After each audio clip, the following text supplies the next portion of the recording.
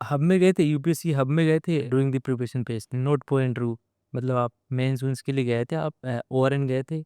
Okay, ORN नहीं, मैं prelims और मेंस के लिए तो नहीं गई थी, नहीं। इंटरव्यू के लिए ही मैं गई हूँ ओआरएन। तो मैम ये सोशल मीडिया पे बताइए कि सोशल मीडिया कितना डिस्ट्रैक्ट करती है यूपीएससी एस्पिरेंट को? Social media, Facebook, Instagram and other, YouTube as a one of the major distraction हो गया, तो आप कैसे मैनेज करते थे? सोशल मीडिया आप यूज़ करते थे during the preparation? No, because मैं थी नहीं सोशल मीडिया पे उस टाइम पे। अच्छा, आपकी प्रोफाइल ही नहीं थी? नहीं, मेरी प्रोफाइल ही नहीं थी। Note on any platform? नहीं, मैंने अभी बनाई है आफ्टर सिलेक्शन, तो उससे पहले मैं यूज़ ही नहीं, इनफैक्ट फर्स्ट सिलेक्शन के बाद भी मैंने नहीं बनाया था अकाउंट। अच्छा। सेकंड सिलेक्शन के बाद ही बनाया because I was in a study mode at that time, और कॉलेज में भी मैं यूज़ नहीं करती थी, तो मेरा अकाउंट तब भी नहीं था। तो it has not been a major problem for me, but I think now it is a serious problem, because distraction का सोर्स तो डेफिनिटली है। Specially YouTube was a major source of distraction for me, क्योंकि YouTube में जो shorts हैं, वो Insta reels से कम नहीं है अब। तो उसमें भी हम स्क्रॉल कर करके बहुत टाइम तो वेस्ट कर। इंस्टाग्राम ही बन गया है। Yes, yes, exactly. तो उसके लिए आप क्या कर सकते हैं, टाइमर्स लगा सकते हैं, इंस्टा वगैरह आप कंप्लीटली शट ऑफ मत कीजिए इस सब से, लेकिन टाइमर लगा लीजिए, एक स्पेसिफिक टाइम डिसाइड कर लीजिए कि इतनी देर हम यूज़ करेंगे, बाकी टाइम हम पढ़ाई करेंगे। और यूट्यूब के लिए मैं क्या करती थी, क्योंकि मैं रैंडम वीडियोज़ देखती रहती थी बहुत ज़्यादा, तो मैंने अपनी हिस्ट्री ऑफ कर दी थी, अपने रिकमेंडेशंस ऑफ कर दिए थे। वाह!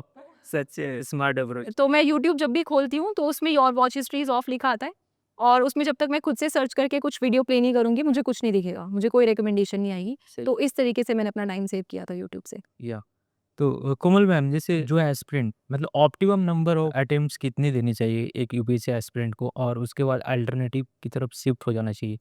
तो आप इस पे बताइए कि how many optimum number of attempts होना चाहिए यूपीएससी एक, और उसको अल्टरनेटिव देखना चाहिए यूपीएससी एस्पिरेंट को, क्योंकि बहुत सारे लोग 6 अटेम्प्ट तक जाते हैं यूपीएससी में।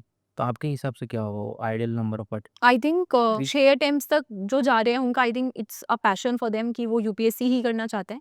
It's possible. सो ऐसे में कोई स्पेसिफिक गाइडेंस तो नहीं दे सकती हूँ, it's a personal decision. According your but in my opinion आपको मैक्सिमम 2 टू 3 अटेम्प्ट्स तक ही देना चाहिए, और डेडिकेटेडली यूपीएससी। उसके बाद I think definitely you should start looking for a backup. इसके बाद अगर आप चाहें तो दे सकते हैं, but along with your backup. Solely फिर आप यूपीएससी मत कीजिए। तो जैसे मेरा था, I had decided initially only कि रिजाइनिंग फ्रॉम पीएचडी, और मैं 2 अटेम्प्ट दूंगी, उसके बाद मैं वापस पीएचडी में आ जाऊंगी। So I had that clarity, I did not want to waste a lot of time here.